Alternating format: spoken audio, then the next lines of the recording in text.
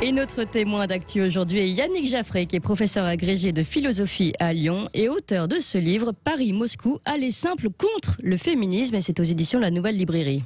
Bonjour Yannick Jaffray, merci d'être avec nous.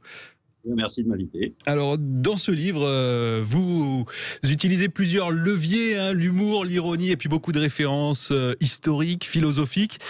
Et au fond, vous êtes tout de même très critique envers le féminisme, en tout cas, ce que vous appelez d'ailleurs le néo-féminisme qui est dominant aujourd'hui dans nos sociétés occidentales. Et vous nous dites finalement, dites-moi si je caricature, mais que le vrai féministe actuellement, il est plutôt en Russie, c'est bien ça ? La vraie féminité plutôt que le vrai féminisme. Vous parlez beaucoup de féminité. Je sais pas. Voilà. Je ne sais pas si on gagne tant que ça à conserver le terme de féminisme. Ce qui est certain, c'est que le système juridique en Russie est tout à fait comparable au nôtre. C'est-à-dire qu'il y a une égalité civile qui n'est contestée raisonnablement par personne de Brest à Vladivostok, si j'ose dire. Toutefois, de Brest à Vladivostok, il y a des systèmes de mœurs, des textures comme ça de mœurs qui sont très très différentes. Et on peut pratiquer la galanterie française des années 50-60 en Russie sans craindre de se faire anathémiser. Alors vous appuyez notamment sur un exemple, c'est celui du 8 mars. Oui, alors c'était le titre initial du livre. Mon éditeur François Bousquet m'a convaincu de ce que précisément le 8 mars, signifiant si peu en France, une sorte de marronnier, quoi. C'est vraiment une sorte de journée du féminisme assez. Oui, officiellement, je le rappelle, Journée internationale de la femme. Oui. Mais qui est devenue en Russie une célébration de la femme et de la féminité, par les fiancés avec leurs fiancés, par les fils avec leur mère, par les collègues masculins qui offrent des fleurs, qui font des petites blagues comme ça. C'est vraiment une journée où on célèbre la différence. Et elle est précédée le 23 février de la journée des défenseurs de la patrie, où cette fois, ce sont par exemple les petits garçons dans les écoles qui se font... cajolé d'une certaine manière par les petites filles. Voilà, ça installe chacun dans son rôle de façon souriante et plaisante, bien loin des cortèges de féministes faméliques ou des faméliques cortèges de féministes qui scandent des slogans du type macho, salaud, vous nous cassez le clito. Voilà. Cette crudité qui n'est pas de moi. Je ne fais que citer. Alors vous attardez aussi beaucoup dans votre livre sur le mouvement MeToo d'une manière assez critique, je vous cite. Résumons, MeToo instaure sous nos yeux de nouvelles lois physiques, logiques et morales. Dans cette section spéciale de l'univers, on refoule des souvenirs plusieurs années par amnésie traumatique. Ils ressuscitent au besoin pour apprendre à leurs propriétaires qu'elles avaient refusé ce à quoi elles ont consenti. Adultes, on prodigue des actes sexuels pour qu'ils s'arrêtent. Adultes, on revoit son agresseur parce qu'on est sous son emprise. Bon, je vais m'arrêter là parce que on pourrait continuer longtemps, mais ça vous interpelle à ce mouvement MeToo. On sent vraiment que... Moi, je crois que ça doit nous interpeller tous, parce que, si vous voulez, en plus, j'évoque des cas impliquant des personnages pour lesquels je n'ai aucune sympathie. Oui. Gérald Darmanin, Thierry Marchalbeck, moins connu, ancien dirigeant des MJS, Harvey Weinstein, célèbre producteur hollywoodien, qui, en réalité, quand on examine et sans avoir des antennes particulières auprès des services ou au ministère de l'Intérieur. Mais quand on examine avec les données ouvertes ce qui s'est réellement passé, on a affaire à de la délation gratuite, généralement non suivie de plainte, ou alors avec des rétractions, comme dans le cas Weinstein, où on comprend qu'en réalité, il s'agissait de relations ambiguës, mêlant érotisme, pouvoir, comme ça a toujours existé, et que, par exemple, les petites militantes qui papillonnaient autour de Marshallbeck se sont fait avoir, pour rester polis, voilà, c'est tout. Mais elles n'ont pas été agressées, ni quoi que ce soit. Donc il me semble, si vous voulez, que c'est une sorte de chasse aux sorcières, ou aux sorciers blancs d'ailleurs, parce que ce mouvement laisse une pleine immunité à ce qu'on peut appeler la diversité. C'est-à-dire que dès qu'on est un mâle blanc hétérosexuel occidental, on peut être jeté en pâture, comme ça, à l'infamie publique. En revanche, quand il s'agit de la diversité, on propose d'élargir les trottoirs, comme l'inénarrable Caroline de Haas l'avait suggéré, pour pacifier les relations entre hommes et femmes dans le quartier de la Chapelle.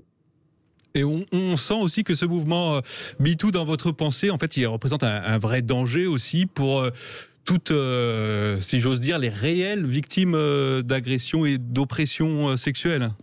Alors, d'abord, pour les relations hommes-femmes en général, puisqu'on installe un climat c'est, je crois, l'originalité de la perspective du livre, parce que vos auditeurs pourraient se dire, bon allez, encore un livre critique sur le féminisme, il y en a pléthore. Oui, bon, alors d'abord, il y a l'angle franco-russe, il y a, je crois, le travail littéraire, puisque, voilà, comme vous m'avez fait l'amitié de le signaler au départ, je m'efforce à l'art comique.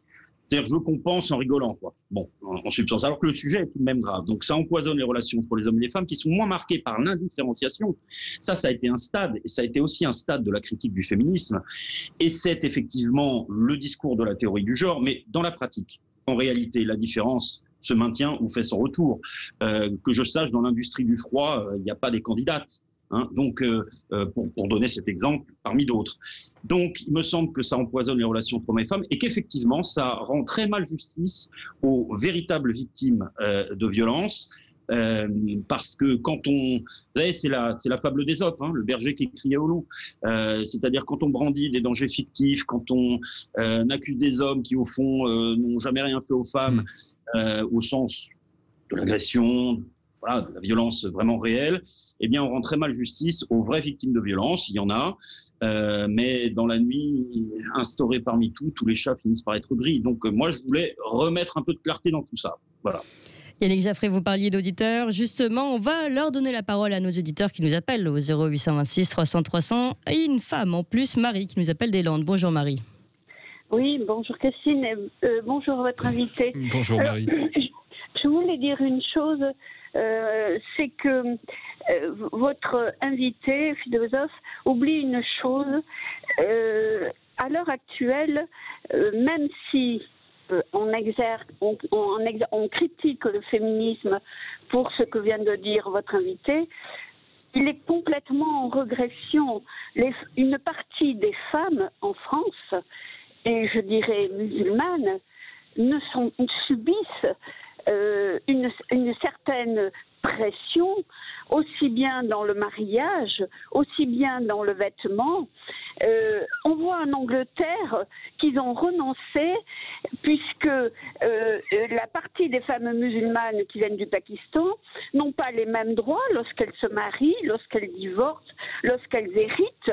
Déjà en Angleterre, ils ont fait cette part des choses entre le droit anglais et le droit du Coran. Alors pour moi, on est en régression complète en France avec plus ou moins un changement de civilisation où la femme, contrairement à ce que dit votre invité, a de moins en moins de droits et subit de plus en plus de pression. Et moi, je dirais, pour être honnête, que quand je vais à la plage à l'heure actuelle ou que je sois avec une copine comme ça, on est quand même, quand on est seul, très harcelé. Oui, alors moi, je répondrai à madame qui me fait l'honneur de me poser une question. D'abord, il n'y a rien de contradictoire puisque vous parlez d'une régression des droits de la femme, mais vous avez indiqué l'origine précisément communautaire des femmes qui sont l'objet de pression. Et puis, vous avez eu, je dirais, la diplomatie de ne pas indiquer qui vous harcelait quand vous alliez à la plage. Donc, en l'occurrence, on ne peut plus parler de françaises ni de femmes en général. Nos sociétés, par le jeu de l'immigration de masse et du multiculturalisme, sont morcelées, c'est un fait. Les Anglais jouent la carte communautaire avec des droits spéciaux. Ils le font depuis un certain temps parce que c'est leur tradition. En France, on est entre deux chaises. Mais effectivement, les droits de la femme ne régressent pas parce que la France serait prise d'une espèce de retour de machisme, mais parce que dans la diversité, on n'a jamais conçu une relation, disons, de type progressiste entre hommes et femmes.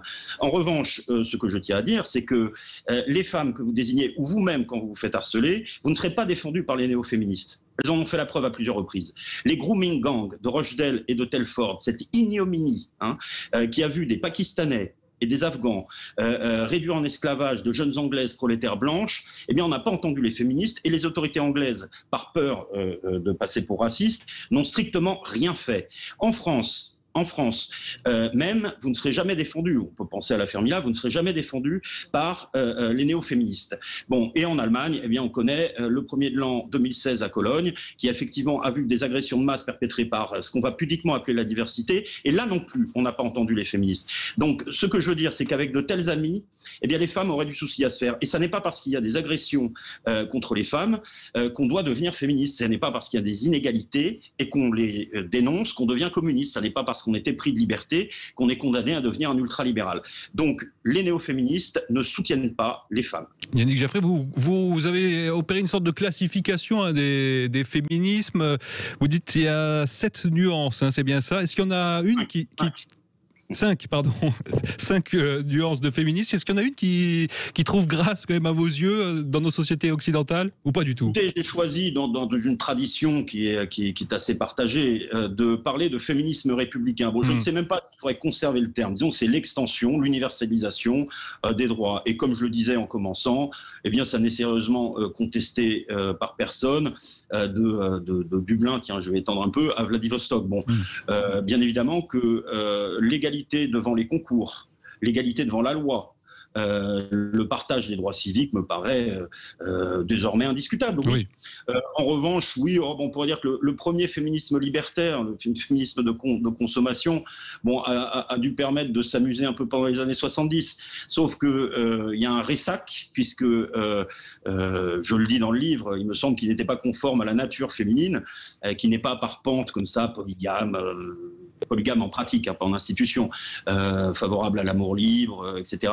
Et que donc les femmes ont sifflé la fin de la récréation au début des années 80. Le problème, c'est que c'est ensuite un néo-puritanisme agressif, un libertarisme répressif, comme je l'appelle, qui a pris le relais venu des campus américains et qui consiste finalement à affirmer son droit à jouir, là, comme ça, du côté féminin, sans rien rendre aux hommes, sans leur rendre leurs prérogatives. Parce que j'y insiste vraiment, ce que j'appelle le féminisme de confort ou post-féminisme, celui-là, c'est effectivement le cas majoritaire, c'est-à-dire qu'il y a la majorité des femmes en France ne se dirait pas ultra-féministes, je pense, si on fait un sondage. Ne se dirait pas favorable à la théorie du genre, un certain nombre d'aberrations. Et elles diraient, et elles disent d'ailleurs qu'elles attendent de l'homme, eh bien finalement un certain nombre de qualités ou d'attributs classiques, une certaine force, une certaine protection, une certaine capacité à affronter les adversités. Le problème, c'est qu'elles ne leur rendent pas la monnaie de leur pièce, je dirais, Viril. Et c'est ça, tout le cœur de la différence entre France et Russie. Parce qu'en Russie, les femmes ne sont pas de petites choses, elles sont très exigeantes. Elles peuvent déchoir un homme qui faillirait de façon extrêmement brutale. Mais d'une certaine manière, ça circule. Il y a une grammaire des styles, une grammaire des formes qui fait que, eh bien, on rend à l'homme classique autant qu'on lui demande. Alors si ça vous intéresse évidemment, Paris-Moscou, aller simple contre le féminisme, c'est signé Yannick Jaffray. Merci infiniment d'avoir été avec nous. Édition de la Nouvelle Librairie. Édition La Nouvelle Librairie, voilà.